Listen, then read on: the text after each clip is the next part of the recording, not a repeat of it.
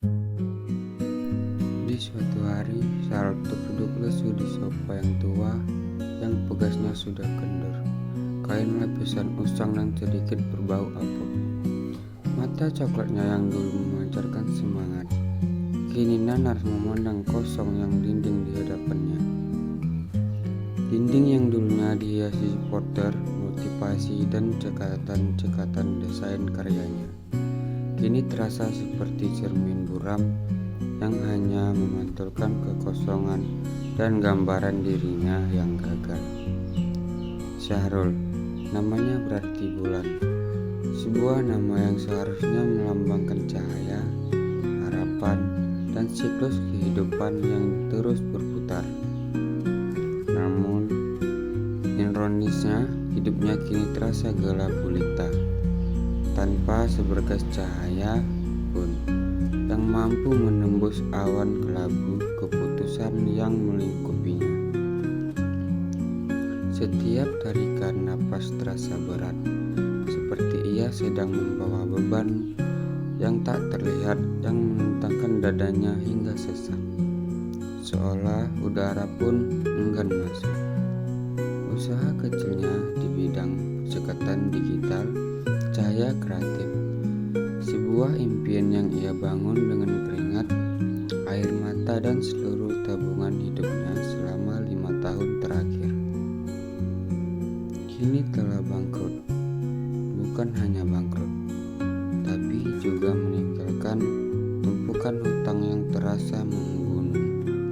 Meja kerjanya yang dulunya selalu penuh dengan tumpukan pesanan brosur, kartu nama, spanduk, dan ide-ide desain kreatif yang ia coret-coret di setiap kertas yang ditemukannya, kini berisi debu tebal, berapa pena kering, dan tumpukan tagihan yang belum terbayar.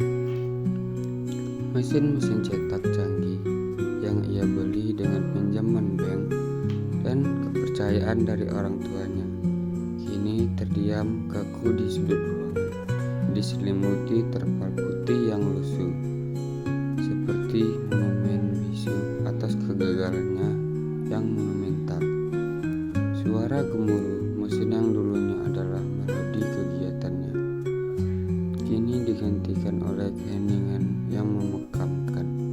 Impian-impiannya satu persatu runtuh, seperti nara kartu yang rapuh diterpa angin kencang.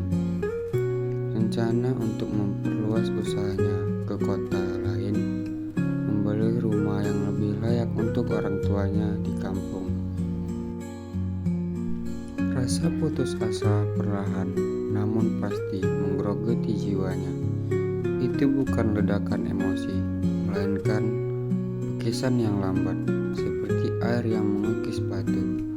Ia merasa seperti kapal yang terombang-ambing di lautan lepas tanpa kompas, tanpa tujuan, dihempas badai kegagalan yang tak tersuhal. Setiap ombak menghantamnya lebih keras dari yang sebelumnya. Tidurnya gelisah jika ia bisa tidur sama sekali. Malam-malamnya dihabiskan dengan terjaga, menatap langit-langit kamar yang gelap. Pikiran-pikirnya berkecamuk tak karuan.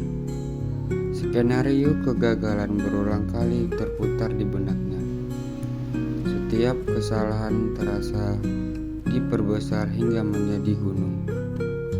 Siang harinya, ia hanya bisa tertunduk diam, terkadang memutar-mutar sisa kopi dingin di cangkirnya,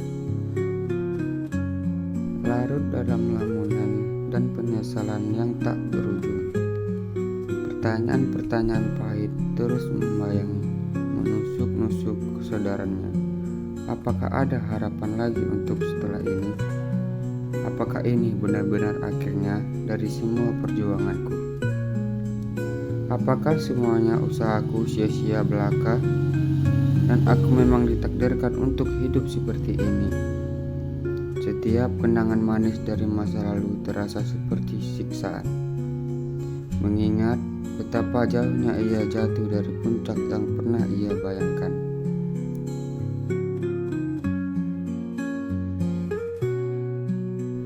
Hari-harinya diisi dengan rutinitas yang menonton dan menyakitkan. Bangun tanpa semangat, menyeret langkah ke dapur untuk membuat kopi, lalu kembali ke sofa, mencoba mencari celah untuk melupakan kenyataan pahit yang terus membayangi. Ia seringkali hanya melototi layar ponselnya tanpa benar-benar melihat apapun, atau menatap dinding berjam-jam. Ia menghindari telepon dari teman dan kerabat, merasa malu dan tidak punya apapun untuk diceritakan selain kegagalan dan kesengsaraannya. Setiap kali ada panggilan masuk, ia merasa jantungnya berdebar, takut menghadapi pertanyaan tentang keadaannya. Bahkan, matahari yang cerah di luar jendela pun terasa hambar baginya. Sinarnya setelah tidak mampu menembus lubang kesedihan yang mengelilinginya. Bahkan mentari yang cerah di luar jendela pun terasa hambar baginya. Sinarnya seolah tidak mampu menembus lubang kesedihan yang mengelilinginya. Ia seringkali bergumam pada dirinya sendiri. Suaranya nyaris tak terdengar. Untuk apa aku terus berjuang jika ia memang takdirku? Mungkin memang lebih baik begini saja. Hingga suatu sore ketika rasa sesak di dadanya tak tertahankan lagi dan ia merasa seperti akan meledak dari dalam. Ia memutuskan untuk mencari pengalihan apapun yang bisa mengusir pikiran-pikiran gelap itu, bahkan hanya untuk sesaat. Ia teringat gudang peninggalan kakeknya yang sudah lama terbengkalai di belakang rumah. Kakeknya adalah seorang pelator barang antik yang eksentrik, dan gudang itu dulunya adalah harta karun kenangan masa kecil Syahrul. Namun kini gudang itu dipenuhi barang-barang usang, kenangan masa lalu yang sebagian besar sudah tak ia kenali. Diselimuti debu tebal, Syahrul mengambil sapu, kain lap, memutuskan untuk membersihkan kekacauan itu. Debu tebal menyelimuti setiap sudut, dan sarang laba-laba menggantung di mana-mana, mencerminkan perasaan yang berantakan. Jiwanya yang terasa kotor dan tidak terurus, ia menyapu lantai, memindahkan kotak-kotak kayu dan kardus-kardus berisi barang-barang tak terpakai, dan membersihkan tumpukan koran lama yang menggunung dan rapuh. Tiba-tiba, di balik tumpukan kain tua dan perkakas yang berkarat, tangannya menyentuh sebuah objek yang terasa berbeda dari yang lain.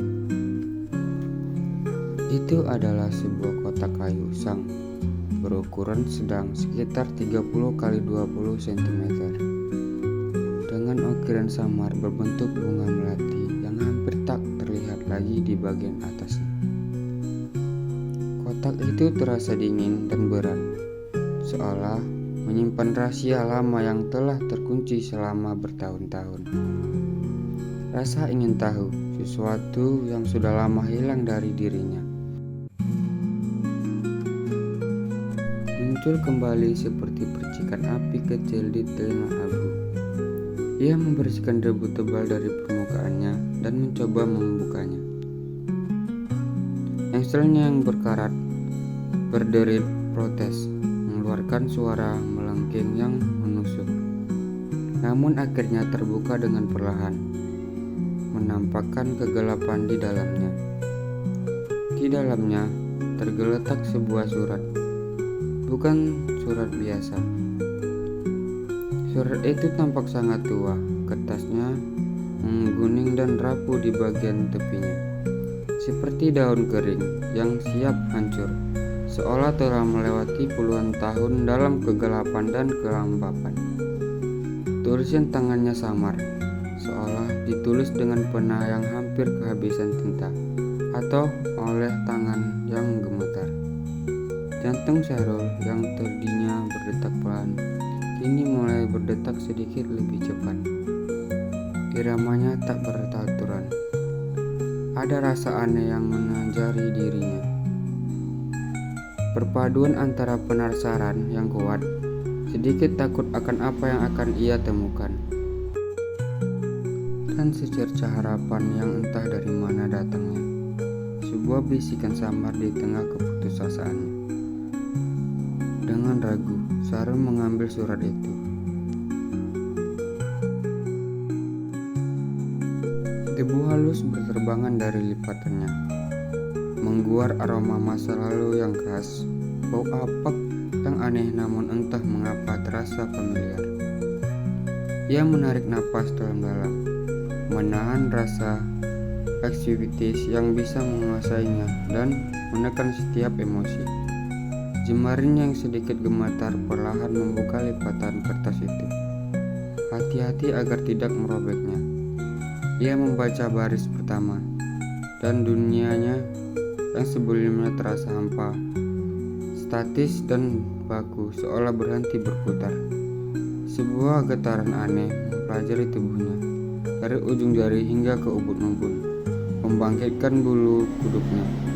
Kalimat singkat itu yang terukir semar di atas kertas rapuh berhasil menekiknya keluar dari jurang keputusasaan, bahkan jika hanya untuk sesaat.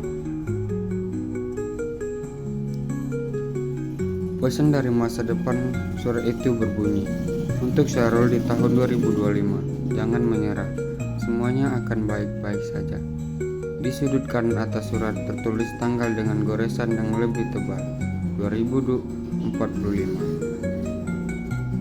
20 tahun di masa kini, jantung Sarul berdetak lebih kencang, memompa darah dengan irama yang tak biasa berantum di telinganya. Ia membaca lagi dan lagi, jari telunjuknya menelusuri setiap goresan semar, setiap kata yang telah melompati keluar dari kertas dan memperbaiki benaknya, menuntut perhatiannya. 20 tahun dari masa kini, jantung Sarul berdetak lebih kencang, memompa darah dengan irama yang tak biasa berdentum di telinganya. Ia membaca lagi dan lagi, jari telunjuknya menelusuri setiap goresan semar, setiap kata yang seolah melompat keluar dari kertas dan merasuki benaknya, menuntut perhatiannya. 2025, 2045, 20 tahun. Apakah ini lelucon kejam dari seseorang yang tahu betapa rentannya ia saat ini, atau sebuah keajaiban yang tak masuk akal, sebuah fenomena di luar nalar manusia?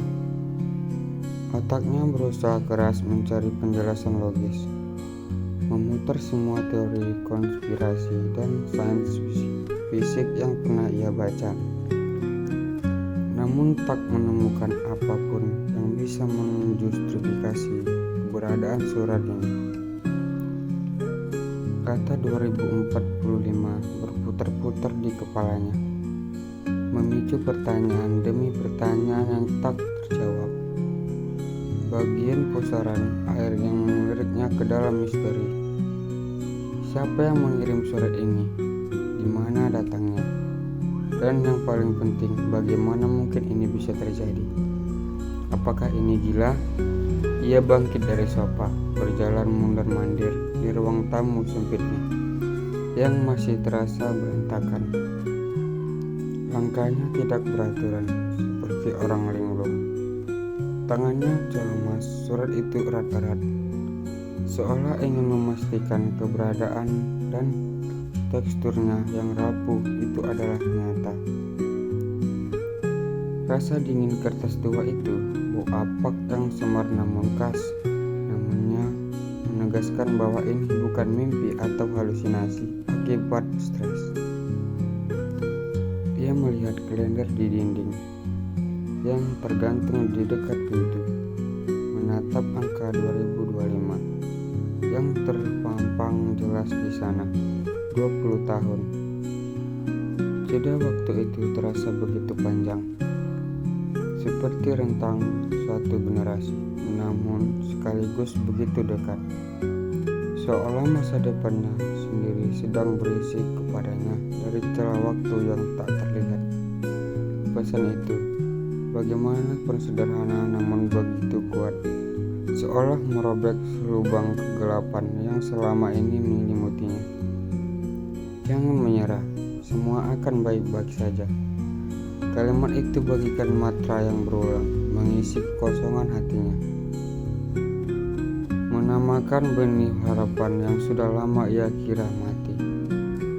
Ia memutuskan untuk tidak menceritakan ini kepada siapapun. Setidaknya untuk saat ini rasa takut dianggap gila atau diejek lebih besar dari kebutuhan untuk berbagi. Masyarakat modern tidak akan percaya pada hal-hal semacam ini. Mereka akan menyuruhnya berobat ke psikiater atau paling buruk menertawakannya di belakangnya. Pikiran itu saja sudah cukup membuatnya bergidik. Menyuruhnya menyimpan rahasia aneh ini rapat-rapat. Namun keberadaan surat itu seperti percikan api kecil di tengah kegelapan, menimbulkan secerca rasa ingin tahu yang tak tertahankan. Sebuah desakan untuk mencari tahu lebih lanjut. Itu adalah satu-satunya hal yang berhasil menariknya keluar dari kebungkuan ekonomi sialnya selama berminggu-minggu, berbulan-bulan.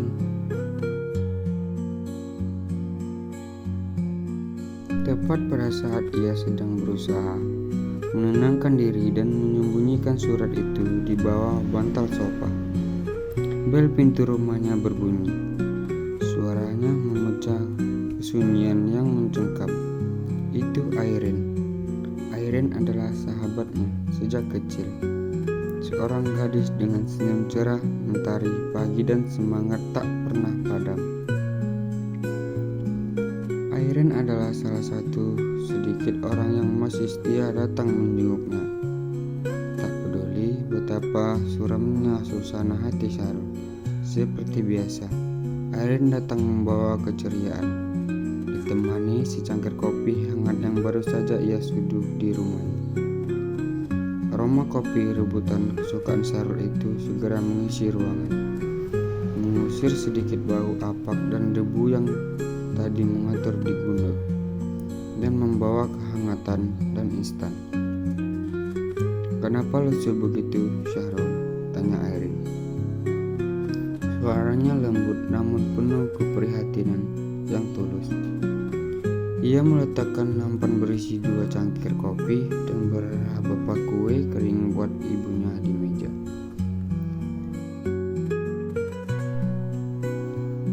Di samping cangkir kopi dingin, Syahrul yang sudah berjam-jam tak tersentuh. "Sudah lama aku gak lihat kamu senyum, Syahrul. Udah kayak zombie aja tiap hari. Kerjaannya melamun terus." Syahrul hanya tersenyum tipis, senyuman yang terasa hambar di bibirnya. Upaya keras untuk menampilkan rona normal. Ia berusaha menyembunyikan surat yang digenggamnya di belakang punggung, bahkan mencoba menyelipkan ke dalam saku celananya. Namun kecerobohannya dalam menyembunyikan suatu lalu mudah terbaca oleh Irene, yang sudah mengenalnya sejak mereka masih kecil, bahkan lebih baik dari dirinya sendiri. Irene yang jeli, dengan tatapan matanya yang tajam namun penuh perhatian, melihat gerak-gerik aneh Syahrul. "Itu surat apa, Syahrul?" tanya Irene. "Kuno banget kelihatannya. Surat cinta dari masa lalu ya?" gurau Irene, mencoba mencairkan suasana dengan candaan ringan.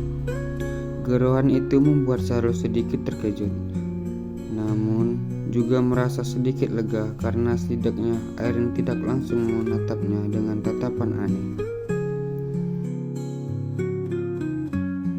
Ia tahu ia tidak bisa menyembunyikan apapun dari Irene terlalu lama.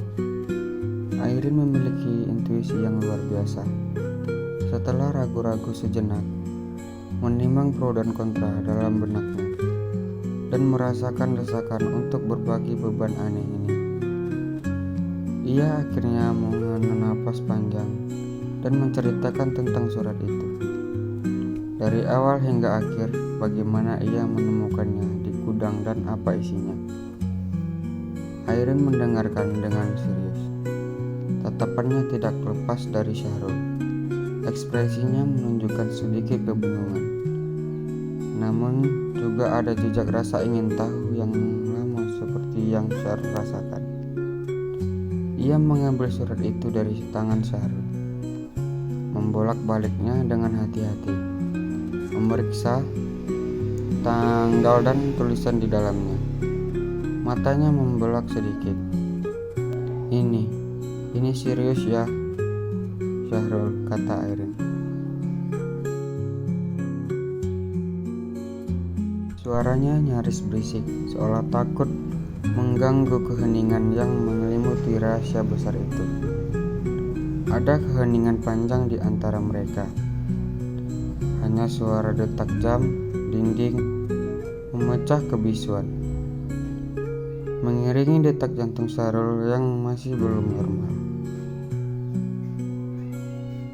Mungkin ini bukan lelucon Syahrul, kata Airin setelah Syahrul selesai bercerita.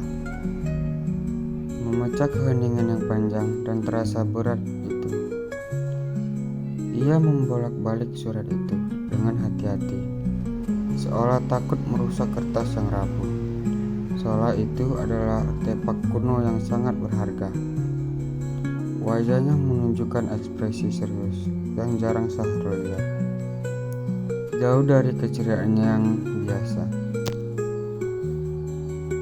Mungkin ini pesan dari masa depanmu sendiri. Ide itu terdengar gila, bahkan bagi Syahrul yang baru saja mengalaminya secara langsung. Ia mencoba mencernanya, namun otaknya masih enggan menerima sesuatu yang begitu fantastis. Syahrul hanya mengangkat bahu, tidak yakin sama sekali. Skeptisisnya masih terlalu kuat untuk langsung menerima gagasan yang begitu di luar nalar. Tapi bagaimana mungkin, Rin? Itu kan tidak masuk akal secara ilmiah. Tidak ada mesin waktu, tidak ada yang seperti itu. Dunia ini lebih luas dari apa yang kita tahu, Syahrul, balas Airin. Suaranya tenang namun penuh keyakinan. Ia menatap Syahrul dengan mata penuh pengertian. Lagi pula, apa ruginya percaya? Paling tidak ini bisa memberikan sedikit harapan, kan? Harapan untuk bangkit lagi. Argumentasi Airin cukup kuat. Harapan, bahkan harapan yang paling tipis sekalipun, adalah sesuatu yang sangat Syahrul butuhkan saat itu. Seperti setetes air di tengah gurun. Mereka berdua terdiam sejenak, memikirkan langkah selanjutnya. Siapa yang bisa diminta pendapat tentang hal aneh seperti ini? Siapa yang cukup terbuka pikirnya untuk tidak langsung menghakiminya? Akhirnya Airin punya ide, cemerlang. Bagaimana kalau kita tanya Pak Budi? Usulnya. Matanya berbinar. Beliau kan pensiunan guru sejarah, suka membaca buku-buku aneh, mitologi, filsafat, dan terkenal sangat bijaksana. Perpustakaannya itu loh, isinya buku-buku kuno dari seluruh dunia. Mungkin beliau punya pandangan lain, mungkin pernah membaca suatu hal tentang seperti ini. Syahrul mengangguk setuju. Pak Budi dikenal sebagai sosok yang arif dan memiliki perpustakaan pribadi yang luas, penuh dengan buku-buku kuno dan jarang, bahkan beberapa naskah kuno yang ditulis tangan. Beliau juga seseorang pendengar yang baik dan selalu memberikan nasihat yang menenangkan tanpa menghakimi. Ide ini terasa seperti satu-satunya jalan keluar. Mereka berdua segera menuju rumah Pak Budi, yang terletaknya hanya beberapa blok dari rumah Syahrul. Begitu sampai, mereka melihat Pak Budi sedang menyiram tanaman di halaman depan. Pak Budi menyambut mereka dengan senyuman hangat. Ekspresi ramah yang selalu menunjukkan hati dan menularkan ketenangan. Ia mempersilahkan mereka duduk di ruang bacanya yang nyaman, dipenuhi rak buku setinggi langit-langit yang sesak oleh ribuan buku. Aroma kertas tua, teh melati, dan sedikit wangi rempah mengular di udara, menciptakan suasana yang menenangkan. Syahrul dengan suara yang sedikit bergetar karena campuran cemas dan penasaran, menceritakan kembali seluruh kejadian, mulai dari penemuan kotak hingga isi surat. Akhirnya menambahkan detail dari sudut pandangnya, memastikan tidak ada yang terlewatkan.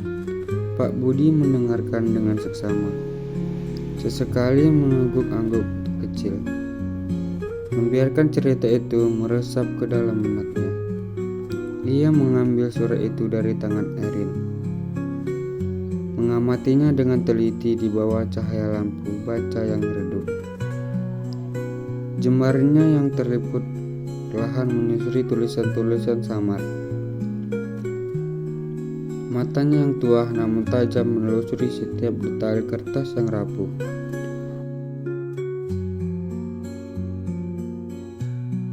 Ia mengambil kaca pembesar kecil dari laci mejanya dan memeriksanya lebih dekat, mengamati serat-serat kertas dan karakteristik tintanya. Kertasnya memang dari era pertengahan abad ke-20, mungkin lebih tua lagi, dan tintanya seperti tinta besi empedu. Sangat khas, gumamnya, lebih kepada dirinya sendiri. Ada semacam aura aneh yang terpancar dari surat ini, energi yang unik.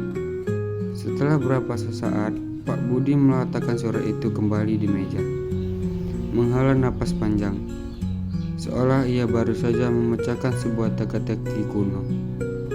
Ia menatap Syahrul dan Airin secara bergantian. Matanya memancarkan kebijaksanaan yang mendalam. Fenomena seperti ini, katanya memulai suara tenang, dalam dan bijaksana. Meski sangat-sangat langka, karena dicatat dalam beberapa kasus aneh sepanjang sejarah manusia.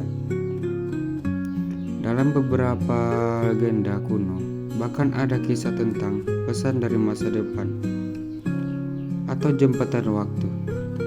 Entah itu kebetulan yang sangat luar biasa, kebetulan yang nyaris mustahil, atau memang ada jembatan waktu yang tak terlihat oleh mata kita, yang kadangkala terbuka dan memungkinkan pertukaran informasi di luar pemahaman sains modern. Ia terdiam sejenak, membiarkan kata-katanya meresap dan mendalam kepikirannya. Tapi yang jelas, Syahrul, lanjut Pak Budi, mencondongkan tubuhnya ke depan, tatapannya lembut namun tegas. Terlepas dari bagaimana surat ini sampai di tanganmu, satu hal yang sangat pasti, satu kebenaran yang tak terbantahkan. Pesan ini membawa harapan, jangan menyerah, semua akan baik-baik saja. Kalimat ini adalah intinya, esensi dari segalanya. Mungkin masa depanmu sendiri, dirimu yang lebih bijaksana dan sukses, ingin memberimu kekuatan untuk terus melangkah. Ini bukan sekedar kertas tua, Syahrul. Ini adalah secercah harapan yang dikirimkan oleh dirimu di masa depan, atau oleh takdir, untuk membimbingmu melewati badai ini. Ini adalah bukti bahwa kamu akan baik-baik saja.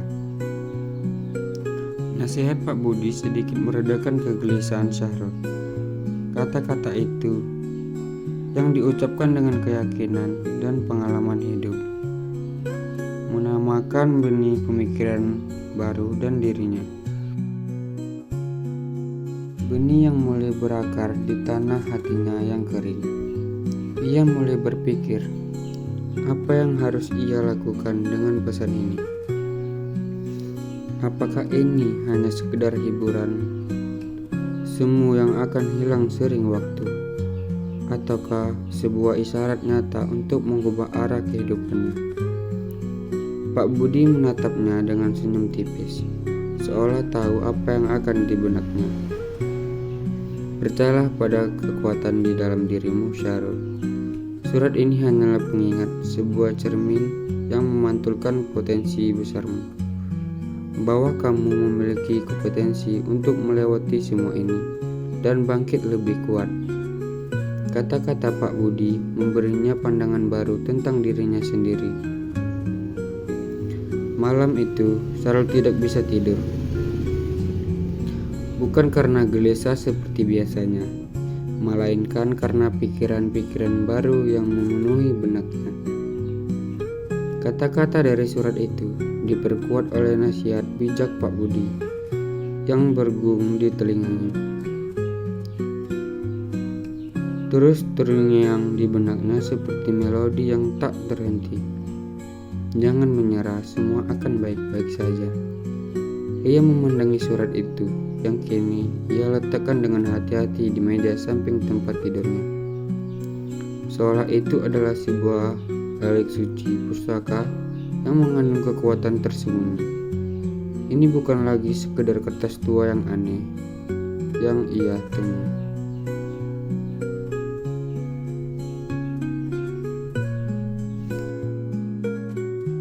Di suatu hari yang cerah, saat Syahrul sedang membantu Pak Budi membersihkan kebun belakang rumahnya, sebuah kebiasaan baru yang ia lakukan untuk mengisi waktu, menjaga fisiknya tetap aktif, dan membantu tetangganya yang sudah rapuh.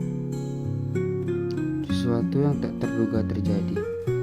Ia adalah salah satu kegiatan rutin yang ia nikmati, sebuah monumen sederhana yang memberinya kedamaian. Pak Budi dengan topi petani lebar dan sarung tangan lusuh sedang memangkas semak-semak mawar yang tumbuh liar, membuang bagian-bagian yang mati agar bunga-bunga baru bisa tumbuh lebih subur. Syahrul dengan wajah sedikit berkeringat, namun merasa lebih segar dan energik dari biasanya. Sedang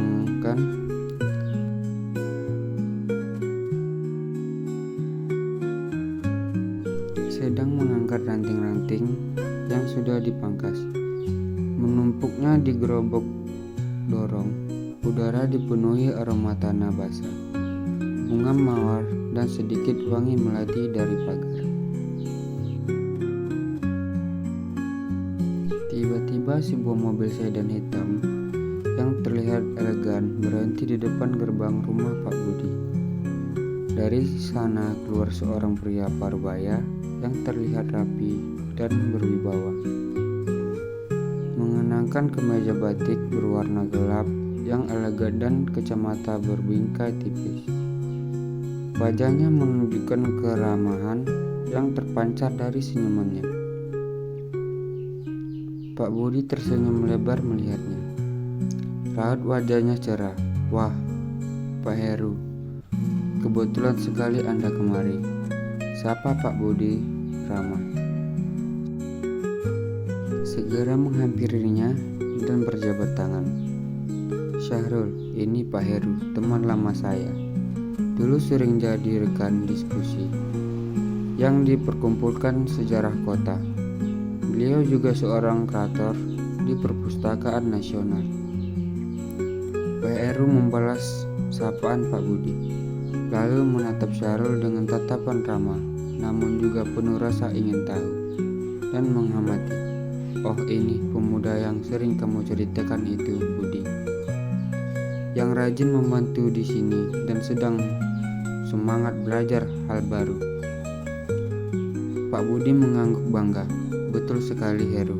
Ini Syahrul, dia sangat berdedikasi dengan sedang mencari pengalaman kerja juga. Dia cerdas dan cekatan. Percakapan santai itu berlanjut dan Syahrul dengan rasa hormat ikut mendengarkan Pak Heru. Kemudian mulai menceritakan tentang proyek terbarunya. Sebuah proyek besar yang membuatnya sedikit kelelahan. Saya sedang kelelahan, Budi. Proyek digitalisasi arsip-arsip lama di perpustakaan kota ini memakan waktu dengan tenaga yang luar biasa.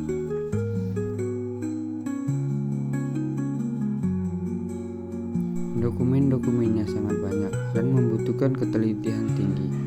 Saya butuh asisten yang teliti dan cepat belajar, yang mau bekerja keras tapi sulit sekali menemukan yang cocok. Mata Syahrul berbinar. Digitalisasi arsip, sebuah pekerjaan yang tidak pernah ia duga sebelumnya, namun terdengar menarik dan sesuai dengan kemampuan barunya dalam hal detail, kerapian, dan penggunaan komputer yang ia pelajari.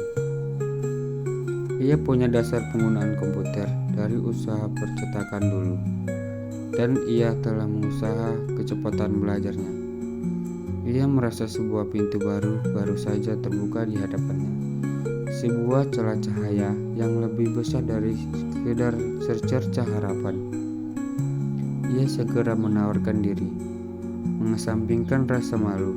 Maaf Pak Heru, jika saya lancang, tapi saya tertarik dengan pekerjaan itu. Saya pun kemampuan besar komputer, dan saya siap belajar apapun yang diperlukan. Saya sangat butuh pekerjaan dan kesempatan untuk membuktikan diri. Pak Heru tersenyum, melihat kegigihan dan kesungguhan di mata Syahrul. Begitu ya, Pak Budi selalu memuji-muji tinggi. Baik Syahrul, ini kesempatan. Besok datanglah ke kantorku di perpustakaan kota. Kita bisa bicarakan lebih lanjut. Aku akan mengajarimu dasar-dasarnya, dan kita lihat apakah kamu cocok. Kesempatan itu datang seperti hujan di padang gurun yang tandus. Syahrul tidak menyia-nyiakan kesempatan itu, barang sedikit pun. Ia datang tepat waktu keesokan harinya, berpakaian rapi dengan semangat membara. Ia menyapa setiap edukasi dengan cepat, menunjukkan dedikasi yang tinggi, dan bertanya banyak hal. Ia menghabiskan berjam-jam mempelajari sistem baru.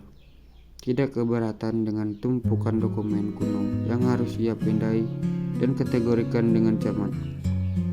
Pekerjaan itu memberinya pemasukan yang stabil, memberinya tujuan yang nyata setiap pagi, dan yang terpenting memberinya rasa percaya diri yang mulai tumbuh kembali dengan pesat. Pekerjaan ini mungkin bukan impian lamanya di bidang percetakan, namun ini adalah langkah-langkah awal yang solid, sebuah jabatan menuju masa depan yang lebih baik, sebuah bukti bahwa ia mampu. Setiap hari ini ia merasa semakin kuat.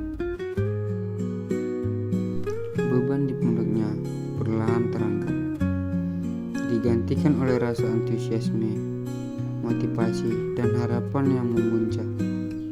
Surat dari masa depan itu, yang tadinya hanya selembar kertas tua yang menimbulkan kebingungan dan sedikit harapan semu, kini menjadi simbol kekuatan dan keyakinan yang nyata.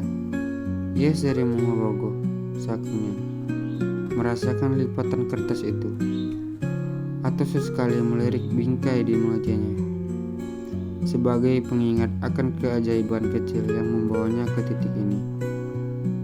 Ia mulai percaya bahwa ia mampu melewati ini semua, bahwa ia memang ditakdirkan untuk bangkit.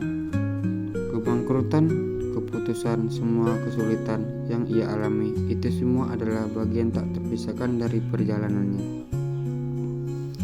Ia kini melihatnya bukan sebagai akhir dari segalanya, melainkan sebagai babak awal, pahit namun penting, sebuah perjalanan berharga yang membentuknya menjadi pribadi yang lebih kuat dan tangguh. Syahrul di tahun 2045 itu nyata benar, semuanya akan baik-baik saja. Dan ia, Syahrul di tahun 2025, sedang membuktikannya sendiri.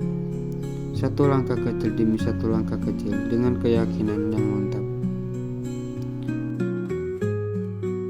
Bulan-bulan berlalu, kemudian tahun-tahun, 6 bulan setelah bekerja untuk Pak Heru, ia mulai menunjukkan inisiatif luar biasa.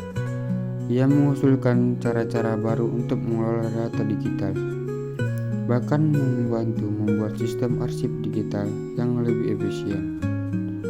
Pak Heru terkesan dan memberinya lebih banyak tanggung jawab.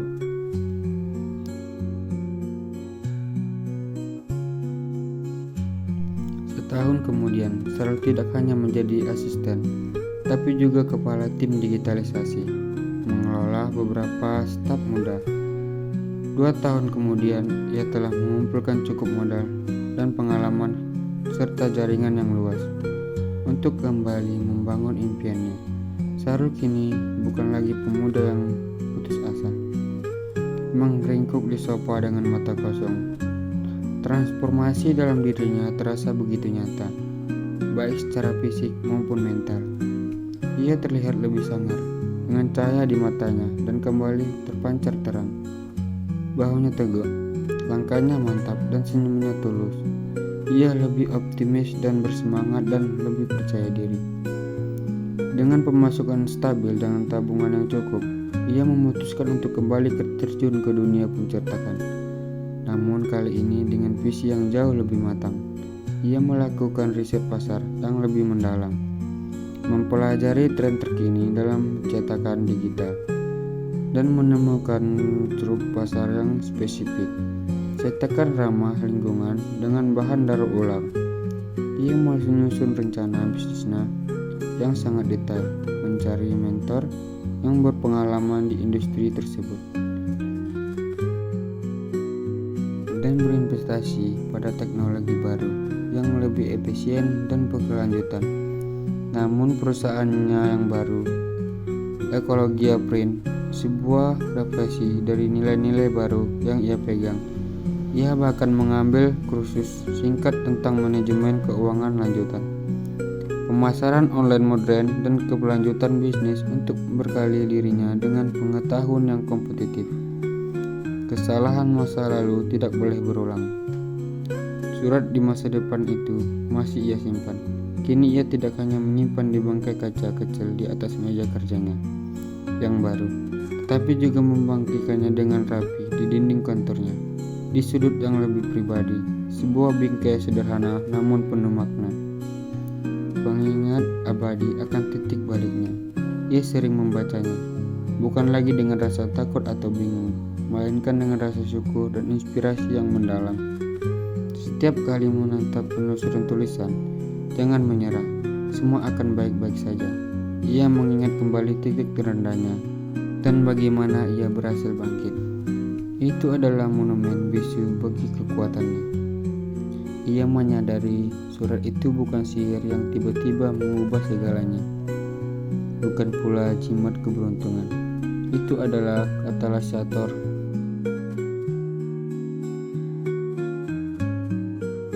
Sebuah percikan api yang menyalakan kembali semangat yang hampir padam. Sebuah pengingat bahwa masa depan yang cerah bisa dibangun dari kekuatan di masa kini. Dari setiap langkah kecil yang diambil dengan keyakinan. Dari setiap rintangan yang berhasil diatasi. Surat itu adalah bukti nyata bahwa harapan itu ada, dan itu berasal dari dalam dirinya. Dari potensi yang ia miliki untuk merubah dan tumbuh. Itu bukan takdir yang pasif, melainkan sebuah undangan untuk bertindak, sebuah panggilan untuk mengungkap takdirnya sendiri. Ia sering berandai-andai siapa sebenarnya yang mengirimkan surat itu. Apakah benar-benar di masa depan? Misterius itu tetap ada, namun maknanya jauh lebih penting. Suatu malam setelah menyelesaikan laporan pekerjaannya dan merevisi rencana eksperimentasi bisnisnya, Sarul duduk di meja belajarnya. Ia mengambil secari kertas kosong. Kertasnya masih berisi putih dan rapi, jauh berbeda dari kertas kuning usang yang ia temukan dulu. Memegang pena dan dengan senyum tipis ia mulai menulis. Surat itu ditunjukkan untuk dirinya di tahun 2065. Ia ingin memberhenti kisahnya dengan penuh liku, berbagi perjuangannya, dan terpenting bagi perasaan harapan yang sama yang ia terima.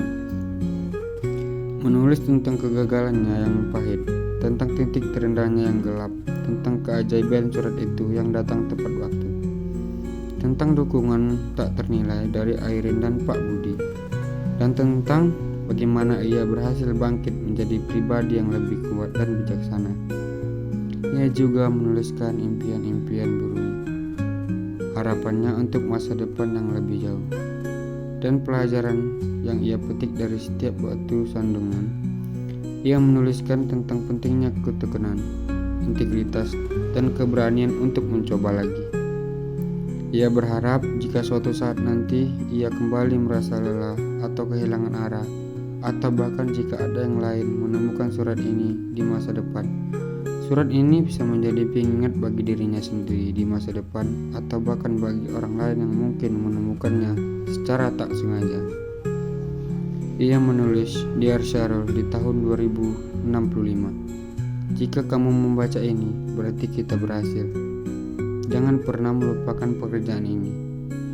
Setiap tetes keringat dan air mata, dan ingatlah, selalu ada harapan bahkan saat kegelapan terasa begitu pekat.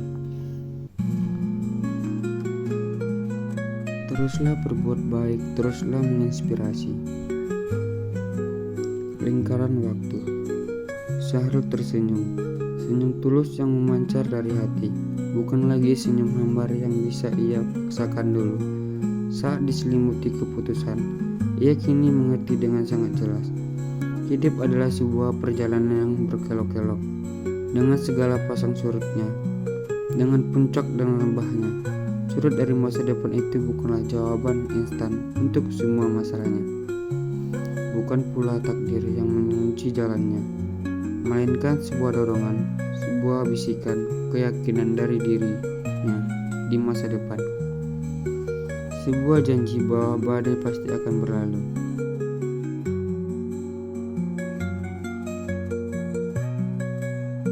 Dan ia akan menemukan pelabuhan.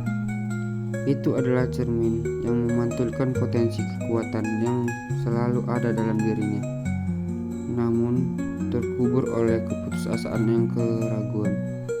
Ia menyadari bahwa ia adalah bagian dari sebuah lingkaran waktu yang tak terbatas, sebuah untaian benang tak terlihat yang mengembangkan masa lalu, masa kini, dan masa depan dalam sebuah siklus abadi. Ia telah menerima pesan dari masa depan, sebuah warisan harapan, dan kini ia menjadi bawa pesan bagi masa depan yang lebih jauh lagi. Rasa tanggung jawab yang manis menyelimutinya, sebuah tanggung jawab untuk tidak hanya berhasil untuk dirinya sendiri, tetapi juga untuk menjadi inspirasi bagi orang lain. Ia bukan lagi korban keadaan, melainkan nahkoda atas kepalanya sendiri, yang kini berbayar dengan tujuan yang jelas. Ia melipat surat barunya dengan hati-hati, memastikan setiap lipatan rapi. Selalu dengan sebuah sentuhan lembut, ia meletakkan ke dalam kotak kayu usang yang sama. Kotak yang dulunya terabaikan di gudang, namun kini menjadi saksi bisu perjalanannya. Kotak itu tampak lebih terawat, sedikit dipoles, seolah ia telah melewati perjalanan waktu bersamanya. Menyimpan energi dari masa lalu dan masa kini, ia menutup kotak itu, mendengar deritaan pelan esangnya yang sudah tua. Sebuah suara yang kini terasa menyenangkan, bukan menakutkan. Ia berharap suatu hari nanti, puluhan tahun dari sekarang, selalu di masa depan, di tahun 2065, mungkin akan menemukan pesan tersebut. Shahrul tersenyum. Ia kini mengerti. Hidup adalah sebuah perjalanan, dengan segala pasang surutnya. Surat dari masa depan itu bukanlah jawaban instan, melainkan sebuah dorongan, sebuah bisikan keyakinan dari dirinya di masa depan. Syahrul meletakkan surat barunya ke dalam kotak yang sama. Ia melipat surat barunya, lalu meletakkannya ke dalam kotak kayu yang usang yang sama, berharap suatu hari Syahrul di masa depan atau bahkan orang lain yang membutuhkan akan menemukan pesan tersebut. Syahrul memandang keluar jendela dengan pandangan penuh harapan. Langit malam di luar jendela tampaklah cerah, dipenuhi bintang. Syahrul ini tidak lagi merasa gelap. Ia tahu ia adalah nahkoda kepada dirinya, dan ia punya kompas yang kuat. Harapan, ketekunan, dan keyakinan akan masa depan yang baik. Ia sering menceritakan kisah surat itu kepada orang-orang terdekatnya sebagai pengingat bahwa bahkan di titik terendah sekalipun selalu ada harapan. Ia ingin warisan harapan itu terus berlanjut. Syahrul di masa tua memandang cucunya. Di usia senja, Syahrul melihat cucunya, seorang anak muda yang penuh impian, namun juga menghadapi tantangan sendiri. Ia tersenyum dan berpikir, mungkin sudah saatnya bagi ia untuk berbagi kisah itu lagi. Surat lama itu sekali lagi. Syahrul mengeluarkan surat tua itu dari kotak kayu. Gerutnya semakin banyak, tintanya semakin pudar. Namun, pesannya tetaplah jelas. Jangan menyerah, semua akan baik-baik saja. Syahrul mengajari cucunya tentang pentingnya harapan. Ia memanggil cucunya, duduk bersama, dan mulai bercerita. Kisah tentang seorang pemuda bernama Syahrul yang menemukan harapan di dalam sebuah surat di masa depan. Surat itu kini menjadi simbol kekuatan bagi banyak orang. Surat itu bukan lagi sekedar kertas tua, melainkan simbol sebuah pengingat bahwa waktu adalah lingkaran.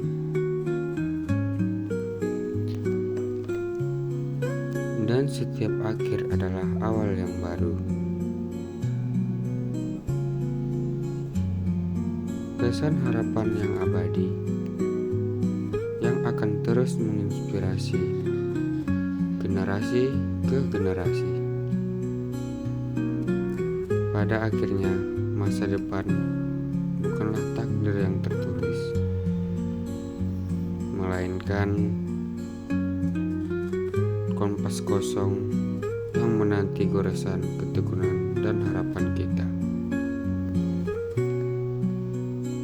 Setiap langkah kecil hari ini adalah kuas membentuk mahakarya esok. Jangan pernah menyerah pada kegelapan, karena di setiap sudut selalu ada secercah cahaya yang menanti untuk ditemukan.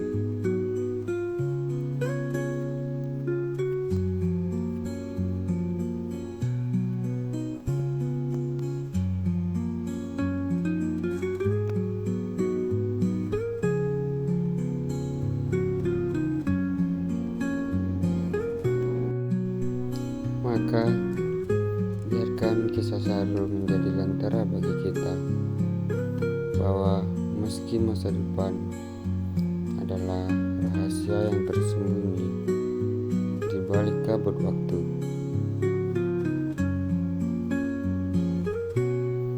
benih harapan yang kita tanam hari ini akan bersemi menjadi bunga-bunga kebahagiaan di esok hari.